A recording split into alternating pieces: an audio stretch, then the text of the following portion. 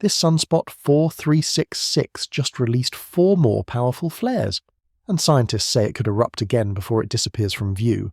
Most sunspots fire once, maybe twice, then fade away. This one, it's been erupting for more than a week and it's not slowing down.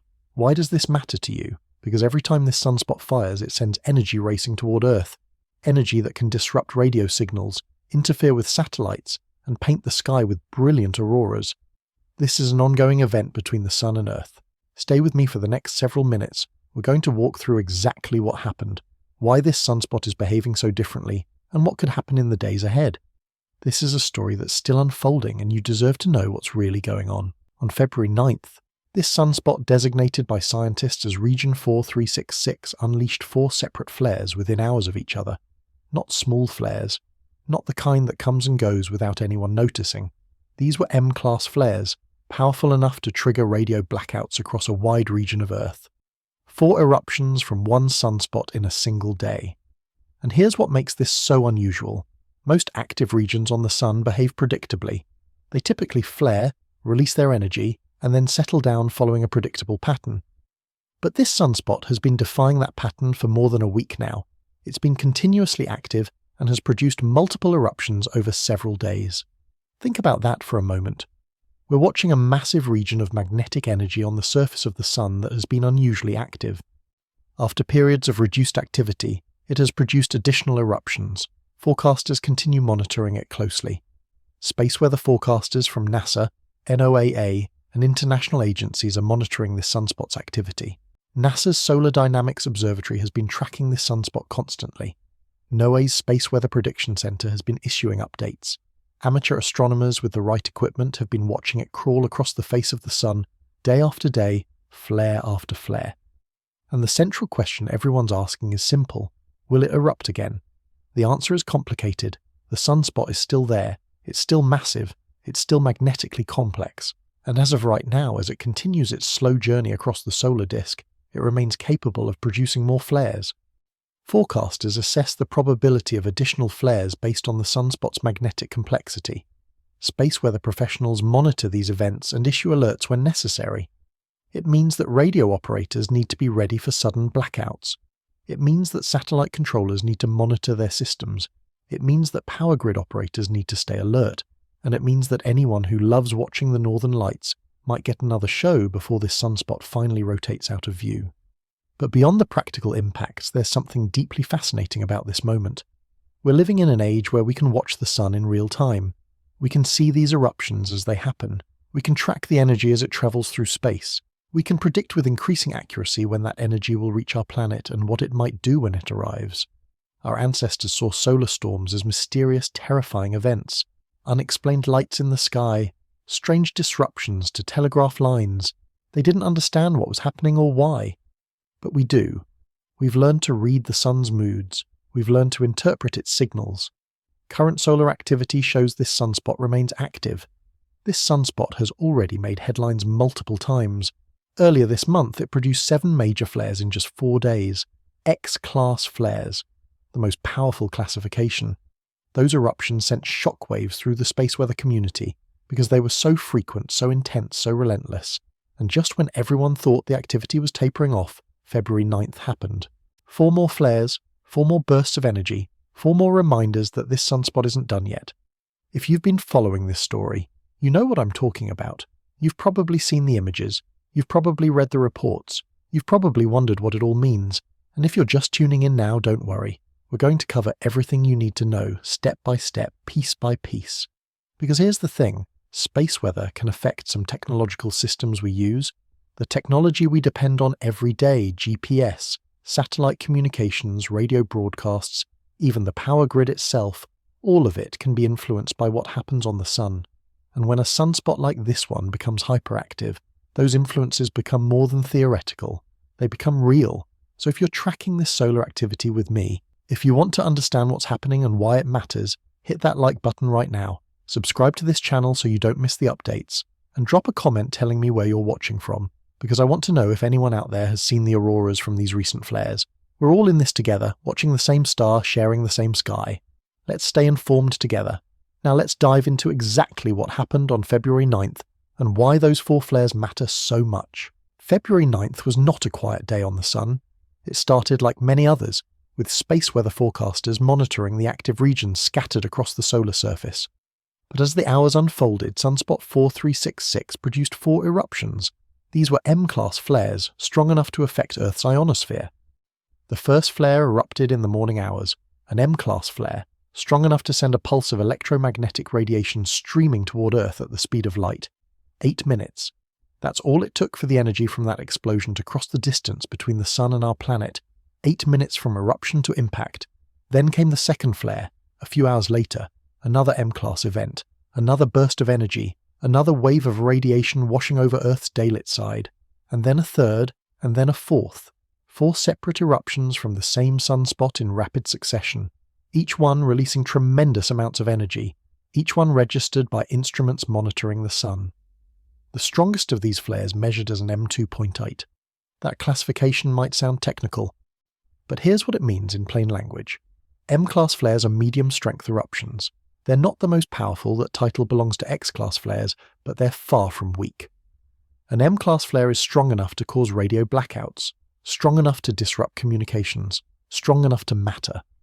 When those 4 flares erupted, they sent high-frequency radio waves crashing into Earth's upper atmosphere.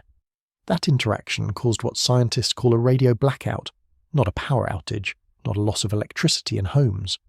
A radio blackout specifically affects high-frequency radio communications, the kind used by aircraft, ships, and emergency responders. The blackouts from these flares were concentrated over a specific region, the seas and airspace around Australia and Papua New Guinea. For a period of time, anyone trying to use high-frequency radio in that area experienced degraded or completely lost signals. Pilots couldn't communicate clearly with ground control on certain frequencies. Maritime operators had trouble with their radio links. The invisible network of radio waves we depend on simply stopped working properly. This is the real-world impact of solar flares. Not science fiction, not distant theory, actual disruption to actual systems that people rely on every day. But here's what makes this particularly noteworthy. These were the latest in a series of disruptions caused by this same sunspot. This wasn't the first time it had caused radio blackouts. This wasn't even the first time this week. This sunspot has been consistently active, consistently erupting, consistently affecting Earth, and that persistence is unusual. Think about how storms work here on Earth. A thunderstorm rolls through. It rains, it thunders, lightning flashes, and then it moves on. This sunspot has remained active over multiple days, producing several flares during its visible transit across the Sun. It's been sitting on the face of the Sun, erupting repeatedly, sending wave after wave of energy toward Earth. Why does it keep happening? The answer lies in the magnetic structure of the sunspot itself. Sunspots form where intense magnetic fields break through the Sun's surface. These magnetic fields are twisted, tangled, and under tremendous stress. Sometimes that stress releases slowly, sometimes it releases explosively. And in the case of Sunspot 4366, the releases have been frequent and powerful. The February 9th flares were particularly interesting to forecasters because they happened later in the sunspot's visible transit across the solar disk. By that point, the sunspot had already been firing for days. Many scientists expected the activity to decrease as the sunspot's magnetic complexity unwound. Instead, it kept going. 4 more flares, 4 more eruptions, 4 more signals that this active region wasn't ready to quiet down. Let me put this in perspective for you. Imagine you're watching a fireworks display. The finale happens, the sky explodes with colour, and you think it's over. You start to gather your things, you prepare to leave, and then another firework launches, and another, and another. That's what space weather forecasters have been experiencing with this sunspot. After periods of lower activity, the sunspot has produced additional flares. The people monitoring this aren't casual observers. They're professionals who study the sun every day. They've seen countless sunspots. They've tracked thousands of flares. They know what normal looks like, and they're telling us that this sunspot has been more active than typical active regions. That doesn't mean we're in danger. Earth is protected by a powerful magnetic field that shields us from the worst effects of solar radiation. The radio blackouts, while disruptive, are temporary and localized. The systems affected are built with these events in mind. This is why we study space weather, so we can understand it, predict it, and prepare for it. But it does mean we should pay attention. It means that this sunspot has something to teach us about how the sun behaves. It means that we're witnessing an active region that's pushing the boundaries of typical activity, and it raises the obvious question: if this sunspot produced 4 flares on February 9th, after already producing numerous flares in the days before, what's to stop it from producing more? What's to stop it from erupting again before it finally rotates out of our view? The honest answer is nothing. Nothing is stopping it. The magnetic energy is still there. The conditions that cause flares still exist. The sunspot is still present, still visible, still complex, and as long as those factors remain true, the potential for more eruptions remains. This is why space weather forecasting exists. This is why agencies like NOAA and NASA dedicate resources to monitoring the sun, because the sun doesn't follow our schedules. It doesn't care about our plans. It operates according to physics, according to the build-up and release of magnetic energy, according to processes that we're still learning to fully understand. The February 9th flares were a reminder of that reality. They were a demonstration that an active sunspot can remain active longer than expected. They were proof that space weather is dynamic, unpredictable, and worthy of our attention. But these 4 flares didn't happen in isolation. They're part of a longer story, a story that started when this sunspot first appeared on the sun's surface and grew into something remarkable. To understand what makes February 9th significant, we need to look back at where this all began, at how this sunspot earned its reputation as the one that won't quit. Every sunspot has a life cycle. It emerges from beneath the sun's surface, grows, becomes active, and eventually fades away. Most follow this pattern quietly. They appear, they exist for a while, and they disappear without causing much fuss. Sunspot 4366 has shown unusually high activity levels. It first appeared in late January, emerging as a small dark patch on the sun's visible disk. At first, nothing about it seemed particularly special, just another active region among the dozens that appear and disappear throughout the solar cycle. But within days it became clear that this sunspot was not going to be ordinary. It grew, and it kept growing. By early February it had expanded to an enormous size. Scientists estimated it to be wide enough to fit multiple Earths across its diameter. Imagine that. A dark region on the sun's surface so large that you could line up more than a dozen Earths side by side and still not span its full width. That scale is difficult to grasp because we don't encounter anything that massive in our daily experience. But there it was, visible through properly filtered telescopes, a vast magnetic structure crawling across the face of our star. Size alone doesn't guarantee activity. The sun regularly produces large sunspots that remain relatively calm.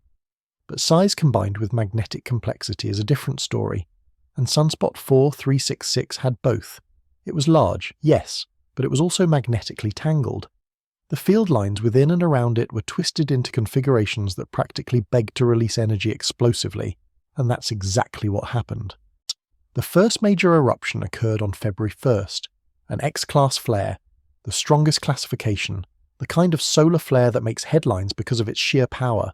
That single eruption sent a massive burst of radiation toward Earth, triggering radio blackouts and lighting up auroral displays in the days that followed. But it didn't stop there. On February 2nd, another X-class flare erupted from the same sunspot, then another on February 3rd, and another. By February 4th, Sunspot 4366 had produced 7 major X-class flares in just 4 days. 6 in 4 days. That's not normal. That's not typical sunspot behavior. This active region released magnetic energy through multiple powerful flares over several days. Each of those flares followed the same basic process. Magnetic field lines in the sunspot structure became so stressed, so twisted, that they snapped. When they snapped, they released energy in multiple forms: electromagnetic radiation across the spectrum, from radio waves to X-rays, and in some cases clouds of charged particles called coronal mass ejections. The radiation reached Earth quickly. The particle clouds, if they were aimed in our direction, took longer a day or two to cross the space between Sun and Earth, and when they arrived they interacted with our planet's magnetic field, creating geomagnetic storms and those beautiful curtains of light we call auroras. People at high latitudes saw the results, glowing greens and reds dancing across the night sky. Photographers captured stunning images, and our social media filled with reports of aurora sightings from places that don't always get to witness them. The sun was putting on a show, and Earth had front-row seats. But for space weather forecasters, Those 7 flares in 4 days represented something more than a pretty light display. They represented a sunspot that was behaving unusually. Active regions typically flare, release their pent-up energy, and then calm down. The magnetic stress gets relieved, and the sunspot becomes quieter. That's the expected pattern. Sunspot 4366 didn't follow the pattern. It kept flaring. It kept releasing energy. It kept proving that it had more to give. Why? What makes one sunspot so much more active than another? The answer comes down to magnetic structure. Sunspot magnetic fields store energy when they become twisted. When the field lines reconnect, they release this energy as solar flares. Sunspot magnetic fields work similarly, but on a vastly larger and more complex scale. The magnetic fields beneath the sun's surface are constantly moving, constantly interacting, constantly tangling. When a particularly complex tangle breaks through the surface, you get a sunspot, and when that tangle is wound especially tight, you get an active region capable of sustained eruptions. That's what forecasters saw when they analysed Sunspot 4366, a magnetic structure with multiple layers of complexity, a region where field lines were braided together in ways that created ongoing instability. As one part of the magnetic structure released energy, other areas remained under stress and could produce additional flares. It was like watching a chain reaction in slow motion, flare after flare after flare, each one triggered by the aftermath of the previous one, each one setting the stage for the next. And through it all, the sunspot continued its slow journey across the face of the sun. Because the sun rotates, sunspots don't stay in the same apparent position when viewed from Earth. They emerge on the eastern edge of the solar disk, travel across the centre, and eventually disappear over the western edge. The whole trip takes about 2 weeks for a sunspot at the sun's equator. Sunspot 4366 has been making that journey while erupting. Day after day, it moved across the visible disk, firing flares as it went. Observers tracking it watched its position change, watched its shape evolve slightly, but most importantly, watched it remain active far longer than many expected. This sustained activity has made it one of the most active sunspots of this solar cycle, because it just kept going. After the 6 X-class flares in early February, forecasters thought the worst might be over. The region had released an enormous amount of energy. Surely it would start to settle down. Then February 9th happened. 4 more flares.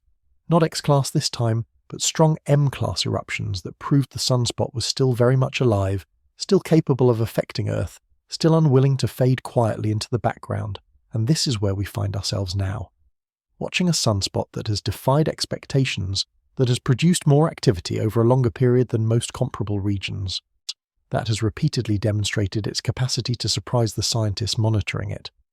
Understanding this context is crucial because it tells us that the February 9th flares weren't isolated incidents.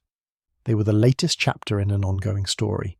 They were proof that this sunspot's ability to produce significant eruptions hasn't faded yet. But to truly appreciate what's happening, we need to understand how these eruptions actually affect our planet. We need to follow the path that energy takes from the sun to Earth. We need to see how something happening 93 million miles away can disrupt radio communications, create auroras, and remind us that we live in a solar system, not an isolated bubble. Let's explore that journey together. The sun is far away, 93 million miles. It's a distance so vast that light itself takes over 8 minutes to cross it. And yet, when a solar flare erupts on the sun's surface, we feel the effects here on Earth within minutes to days, depending on what form that energy takes. How does that happen? How does an explosion on the sun reach across the empty void of space to affect our planet? The answer is both simple and remarkable. A solar flare is essentially a massive release of energy. Think of it as the sun's version of a lightning bolt, but on a scale that dwarfs anything we experience in Earth's atmosphere. When the magnetic fields in a sunspot become too stressed, they snap, and that snapping releases energy across the electromagnetic spectrum. Part of that energy is light. Visible light, the kind you can see, ultraviolet light, the kind that causes sunburns, and X-rays and even gamma rays, the most energetic forms of electromagnetic radiation. All of this light is released in a sudden burst, and all of it travels at the speed of light. This is why solar flares affect Earth so quickly. The electromagnetic radiation from a flare takes about 8 minutes to reach us, because that's how long it takes light to cross the distance from sun to Earth. There's no delay, no waiting. The flare erupts, and 8 minutes later, that radiation is washing over our planet. When it arrives, it hits Earth's upper atmosphere first. The atmosphere acts like a shield, absorbing much of the high-energy radiation before it can reach the surface. This is a good thing. Without our atmosphere, that radiation would be far more harmful. But the interaction between the flare's radiation and the atmosphere has consequences. One of those consequences is the radio blackout we talked about earlier. High-frequency radio waves depend on the ionosphere, a layer of Earth's atmosphere filled with electrically charged particles. Radio signals bounce off the ionosphere, allowing them to travel long distances around the curve of the Earth. But when a solar flare strikes, the intense radiation changes the ionosphere's properties. It becomes more ionized, more dense, and instead of reflecting radio waves, it absorbs them. Suddenly, those long-distance radio communications don't work anymore. The signals get swallowed by the atmosphere before they can reach their destination. This effect is immediate, happening within minutes of the flare's light reaching Earth, and it lasts for as long as the ionosphere remains disturbed, typically a few hours. But electromagnetic radiation isn't the only thing a solar flare can produce. Larger, more powerful eruptions often launch clouds of particles into space. These clouds are called coronal mass ejections, and they're a different beast entirely. A coronal mass ejection, or CME, is a massive bubble of magnetized plasma hurled away from the Sun. It can contain billions of tons of material moving at speeds ranging from a few hundred to a few thousand miles per second. Unlike the flare's radiation, which travels at light speed, these particle clouds take time to cross the distance to Earth, typically 1 to 3 days, depending on their speed. If a CME is aimed at Earth, which doesn't always happen, it eventually collides with our planet's magnetic field. And that's when things get interesting. Earth has a magnetic field that extends far into space, forming a protective bubble called the magnetosphere. This field deflects most of the charged particles streaming from the Sun as part of the normal solar wind. But when a CME arrives, it compresses the magnetosphere, distorts it, and pumps enormous amounts of energy into it. Some of that energy funnels down toward the poles, where the magnetic field lines converge. The charged particles from the CME follow those field lines into the upper atmosphere, where they collide with oxygen and nitrogen atoms. Those collisions cause the atoms to glow, producing the auroras we see as curtains of light dancing across the sky. This is why auroras appear days after a flare, not immediately. The flare itself causes the radio blackout right away, but the particle cloud takes time to reach us. When it does, it creates the geomagnetic storm that produces the northern and southern lights. Strong geomagnetic storms can do more than create pretty lights. They can induce electric currents in long conductors, like power lines and pipelines. They can disrupt satellite operations by increasing atmospheric drag and causing electronic malfunctions. They can interfere with GPS signals. They can even cause compass readings to become erratic.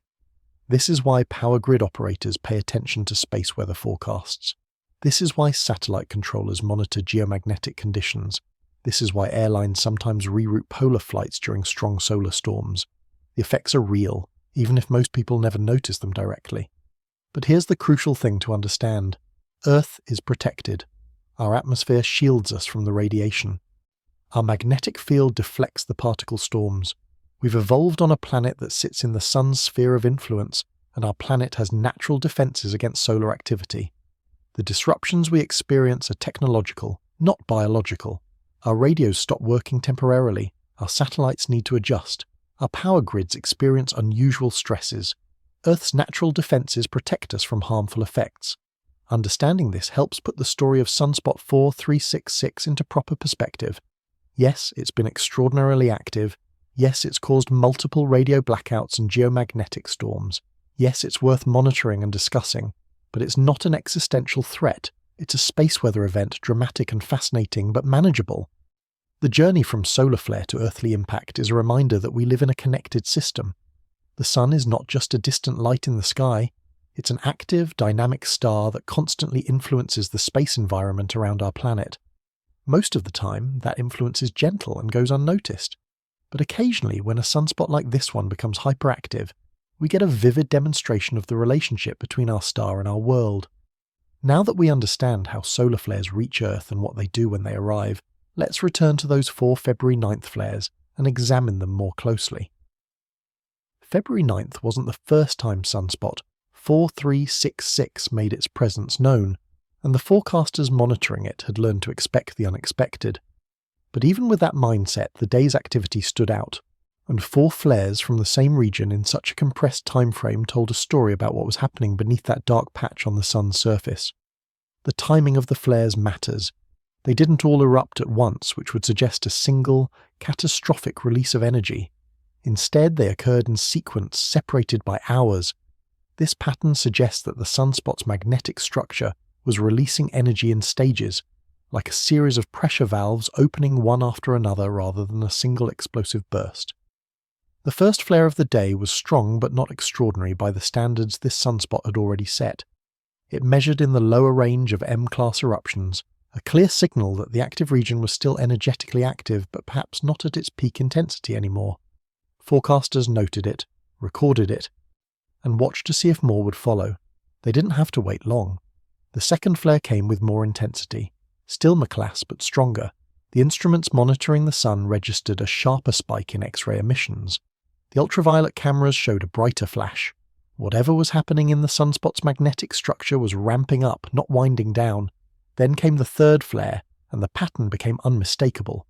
This wasn't a dying sunspot releasing its last gasps of energy. This was an active region that still had significant stored magnetic stress, and it was releasing that stress in a sustained, ongoing process. The fourth flare, the strongest of the day, measured at -2.8 on the scale scientists used to classify these events. That placed it firmly in the middle range of M-class flares. Not quite strong enough to be considered a major event, but far more powerful than the minor flares that occur regularly without causing noticeable effects. What made this sequence particularly interesting to the experts was the context. By February 9th, Sunspot 4366 had already rotated significantly across the solar disk. It was no longer in the centre of the sun as seen from Earth. It was moving toward the western limb, the edge where sunspots disappear from view as the sun's rotation carries them around to the far side. This matters because sunspots typically have less impact on Earth as they move away from the centre of the disk. When a sunspot is directly facing Earth, any CME it launches is likely to head in our direction. But as it rotates toward the limb, the geometry changes. Eruptions from that position are less likely to send particle clouds directly toward us. And yet, the sunspot kept flaring. It kept releasing energy. Even though its position meant those eruptions were becoming less likely to produce significant geomagnetic storms at Earth, the flares themselves continued. This told forecasters something important. The sunspot's activity wasn't driven by its position relative to Earth. It wasn't performing for an audience. It was simply behaving according to its internal magnetic dynamics, releasing energy when and how that energy needed to be released. The magnetic field structure visible in detailed solar observations showed why. High-resolution images of the sunspot revealed a complex arrangement of magnetic polarities. Positive and negative magnetic regions were interwoven in patterns that created ongoing instability. These are called delta-class magnetic configurations, and they're known for producing frequent flares because the opposite magnetic polarities are pressed so close together. Think of it like pushing two strong magnets toward each other with opposite poles facing. They want to snap together or push apart. That tension, that instability, is similar to what exists in a delta-class sunspot. The magnetic fields are in a constant state of stress, and that stress periodically releases as flares. Sunspot 4366 exhibited this type of configuration throughout its transit across the visible solar disk. That's part of why it remained active for so long. The magnetic complexity didn't simplify quickly. It persisted, evolved, but maintained enough instability to keep producing eruptions. The 4 February 9th flares reflected that ongoing instability. They weren't the largest flares the sunspot had produced. Those X-class events earlier in the month claimed that distinction. But they demonstrated that even after days of activity, even after releasing enormous amounts of energy, the sunspot still had more to give. This persistence surprised some observers. There's an assumption in solar physics that active regions expend their energy and then calm down. And generally that's true. But Sunspot 4366 kept challenging that expectation. Every time it seemed like the activity might be decreasing, another series of flares would erupt. The forecasters watching it began using language that reflected this unusual behavior. In their technical updates, they noted that the region remains capable of producing additional flares. That phrasing might sound cautious and scientific, but it carries weight. It means the conditions for more eruptions still exist. It means the show isn't over. And from a scientific perspective, that's fascinating. Every sunspot teaches researchers something about how the sun works. Common, predictable sunspots confirm what we already know, but sunspots like this one, the outliers, the ones that behave differently, those are the ones that push our understanding forward. Why did this particular sunspot remain active for so long? What specific magnetic configurations allowed it to keep producing flares day after day? How do those configurations evolve over time, and what triggers the shift from active to quiet? These aren't just academic questions. The answers help improve space weather forecasting. They help scientists build better models of solar activity. And better models mean better predictions, which mean better protection for the technology we depend on. So when we look at those 4 February 9th flares, we're not just seeing explosions on the sun. We're seeing data points in humanity's ongoing effort to understand our star. We're seeing evidence that space weather is more complex and variable than simple models suggest. We're seeing nature doing what nature does, following physical laws, but in ways that continue to surprise and challenge us. The immediate question, though, the one that matters most to people following this story in real time, is the same question that's been hanging in the air since the beginning. Could this sunspot erupt again? Are we done watching it? Or is there more to come? Let's address that question directly. This is the question everyone wants answered. After days of activity, after multiple X-class flares, after the 4 M-class eruptions on February 9th, is Sunspot 4366 finally finished? Or could it produce more flares before it rotates out of view? The honest answer, the one that space weather forecasters will give you, is that yes, it could erupt again. The conditions that produce solar flares still exist in that region. The magnetic complexity is still there. The stored energy hasn't been completely released. As long as those factors remain true, the possibility of additional flares remains, but possibility isn't the same as certainty. And this is where space weather forecasting becomes as much art as science. Scientists can measure many things about a sunspot. They can map its magnetic field structure with remarkable precision. They can calculate the amount of free magnetic energy available for release. They can analyze how that structure has evolved over time. All of this data helps them assess the likelihood of future flares. For Sunspot 4366, that analysis suggests the region remains capable of M-class flares and possibly even another X-class event. The magnetic configuration hasn't simplified enough to rule out significant activity. The Delta-class characteristics that made it so productive earlier are still present, though perhaps slightly less pronounced than they were days ago. This is important to understand. The sunspot hasn't suddenly become dormant. It hasn't magically resolved all its magnetic stress. It's still an active region with the potential to surprise us. But there's another factor at play: time, or more specifically the sunspot's position relative to Earth. The sun rotates, and sunspots rotate with it. From Earth's perspective, sunspots appear on the eastern edge of the solar disk, travel across the center, and disappear over the western edge. That journey takes about 2 weeks. Sunspot 4366 emerged in late January, which means by mid-February, it's approaching the end of its visible transit. Every day it moves closer to the western limb. Every day the angle between us and the sunspot becomes less favorable. And every day the window for eruptions that could directly impact Earth becomes narrower. This doesn't mean the sunspot will stop flaring. It means that even if it does flare, the effects at Earth will likely be reduced. A CME launched from a sunspot near the limb is less likely to be aimed directly at our planet. The geometry just doesn't favour it. Radio blackouts can still occur because those are caused by the electromagnetic radiation, which travels in all directions from the flare. But the geomagnetic storms, the ones that create auroras and potentially disrupt satellites, those become less likely as the sunspot moves toward the edge of the visible disk. The sunspot is approaching the western limb of the sun. Will the sunspot produce another major eruption before it rotates out of view? And if it does, will that eruption occur while the region is still positioned well enough to send a particle cloud toward Earth? No one knows for certain. That's the nature of space weather forecasting. The scientists can tell you what's likely, what's possible, or what's probable. But they can't tell you exactly when or if a specific flare will occur. What they can tell you is that the sunspot's activity level remains elevated compared to a typical quiet region. They can tell you that the magnetic energy is there. They can tell you that historically active regions with these characteristics continue flaring even as they approach the limb. So if you're asking whether you should keep watching this sunspot, the answer is yes. If you're asking whether it might affect Earth again, the answer is it might. If you're asking whether we've seen the last of its activity, the answer is probably not. This uncertainty isn't a failure of science, it's a reflection of the complexity we're dealing with. The Sun is a massive ball of plasma with magnetic fields that are constantly churning, constantly interacting, constantly changing. Predicting exactly when and where those magnetic fields will snap and release energy is extraordinarily difficult.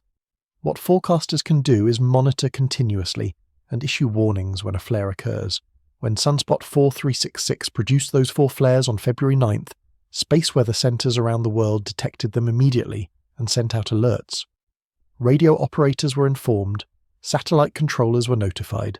The systems designed to handle space weather events kicked into action. That's the practical reality of living with an active sun.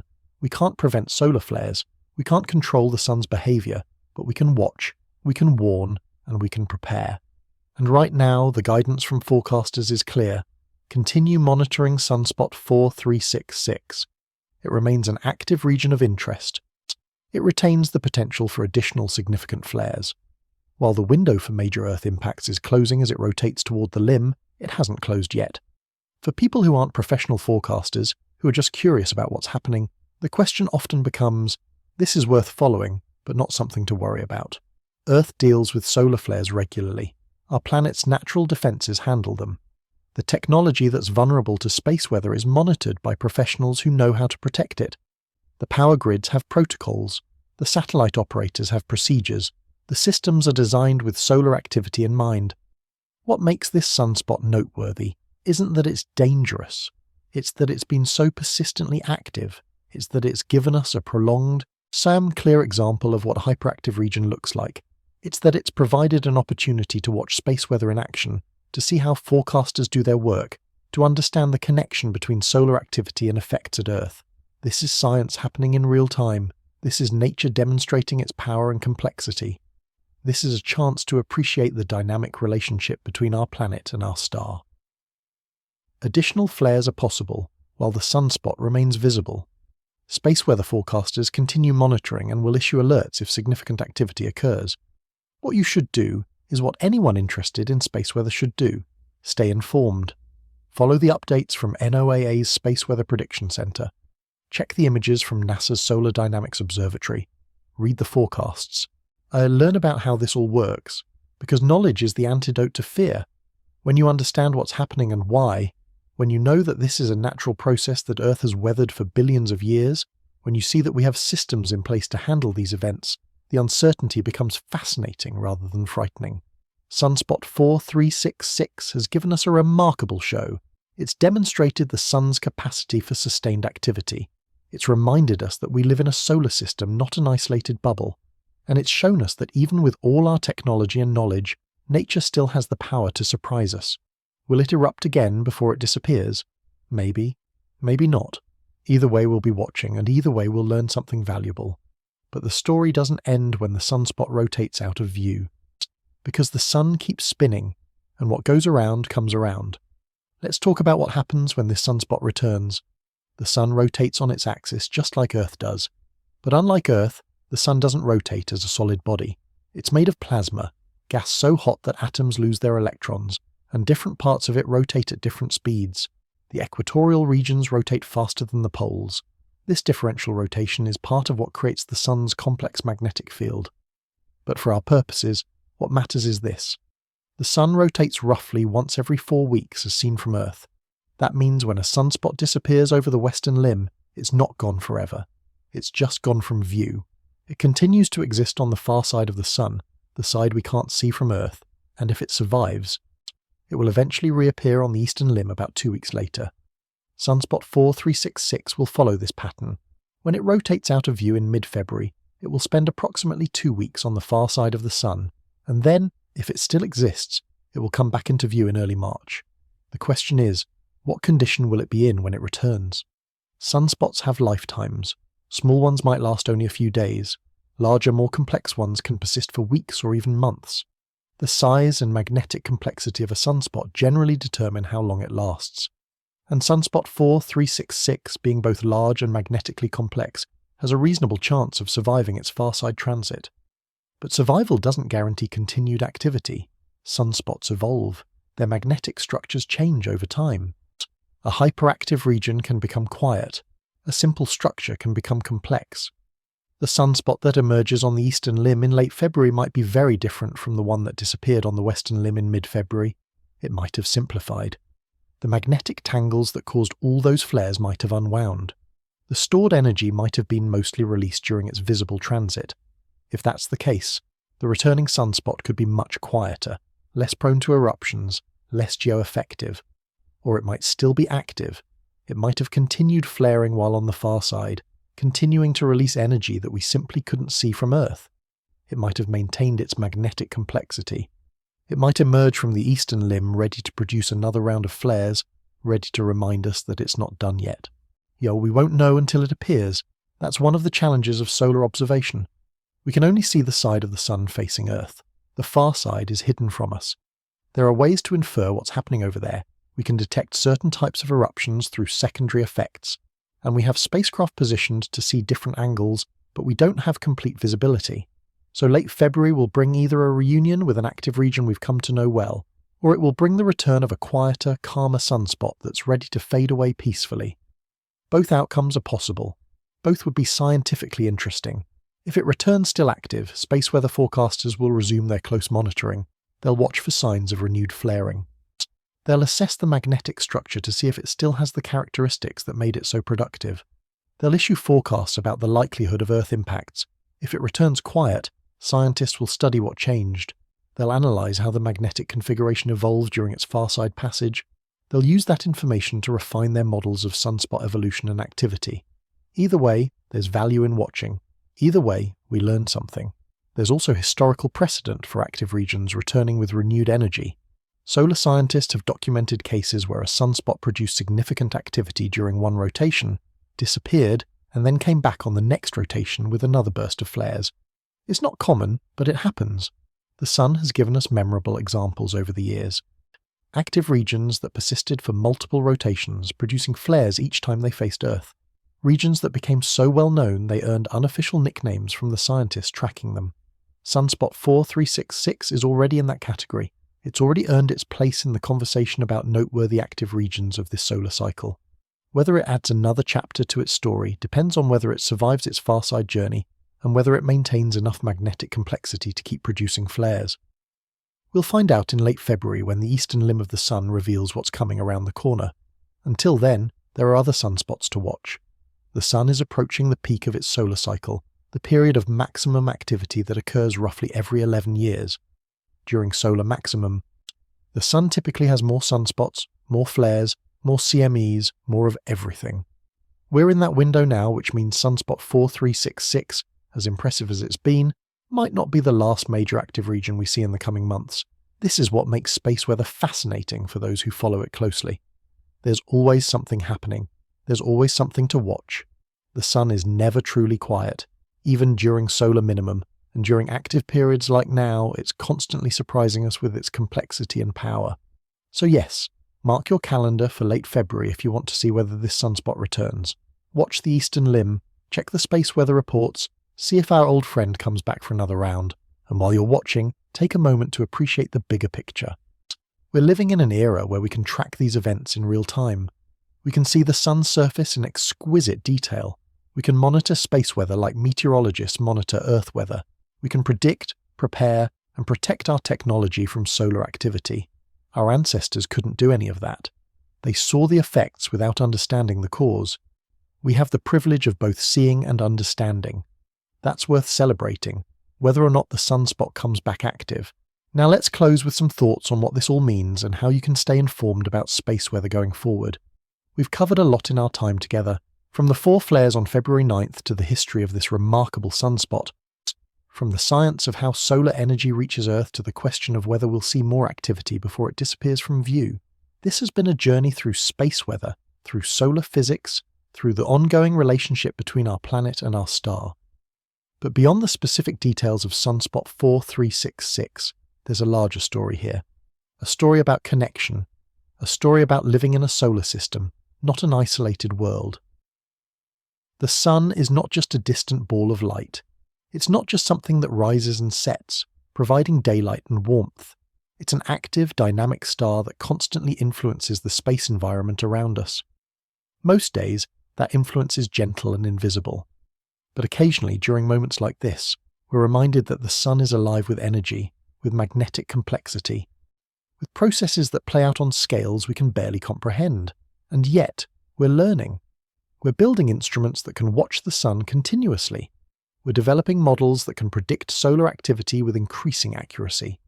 We're establishing systems that can protect our technology when space weather turns stormy. This is humanity doing what humanity does best: observing, learning, adapting, taking something that once seemed mysterious and frightening and turning it into something we can understand and manage. Sunspot AR4366 has provided valuable scientific data. It's shown us what sustained solar activity looks like. It demonstrated the complexity of magnetic structures on the sun. It's given forecasters valuable data to improve their predictions. And it's captured the attention of people around the world who are curious about the cosmos.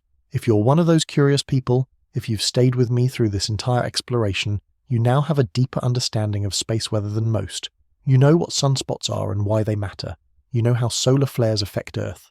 You know the difference between electromagnetic radiation that arrives in minutes and particle clouds that take days. You understand why auroras appear and why radio blackouts happen. That knowledge is valuable. It helps you make sense of the news reports about solar activity. It helps you understand what forecasters mean when they issue space weather alerts. It helps you appreciate the technology that protects our modern infrastructure from solar storms. But more than that, it connects you to something larger than daily concerns. It reminds you that we're part of a vast, intricate system, that our planet is bathed in energy from a star that's been burning for billions of years and will continue burning for billions more, that the light that warms your face on a sunny day comes from nuclear fusion reactions in the sun's core, energy that takes hundreds of thousands of years to work its way to the surface, and then 8 minutes to reach Earth. That's profound. That's beautiful. That's worth thinking about. If you want to stay informed about space weather, you have excellent resources available. NOAA's Space Weather Prediction Center maintains a website with current conditions, forecasts, and educational material. NASA's Solar Dynamics Observatory provides daily images and videos of the sun. Both are free, accessible, and designed for public use. You can check these resources whenever you want. You can see what active regions are currently on the sun. You can read forecasts about potential solar activity. You can watch the sun change day by day, hour by hour in real time. And when something significant happens, when a sunspot like 4366 appears, when a major flare erupts, when a geomagnetic storm approaches Earth, you'll understand what's happening. You'll be informed rather than confused. You'll be curious rather than concerned. That's the goal. Not to create fear or anxiety about space weather, but to build understanding and appreciation, to help people see that these events are natural, manageable, and fascinating. Will there be more sunspots like this one? Absolutely. We're in an active phase of the solar cycle. There will likely be more active regions, more flares, and more geomagnetic storms during this solar cycle. The sun will continue to surprise us, and we'll continue to watch, to learn, to adapt. That's the relationship we have with our star. It does what it does according to the laws of physics, and we observe and respond as best we can. So thank you for taking this journey with me. Thank you for caring enough about space weather to spend your time learning about it. Thank you for being curious about the universe we live in. If you found this valuable, if you learned something, if you're now more interested in space weather than you were before, if you found this helpful, hit that like button. Subscribe to this channel so you'll know when I cover the next significant space weather event. And drop a comment telling me where you're watching from and whether you've ever seen the auroras from one of these solar storms. We're all in this together, watching the same sun, sharing the same solar system. Let's stay informed together. Let's keep learning together.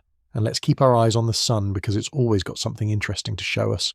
Until next time, stay curious, stay informed, and keep looking up.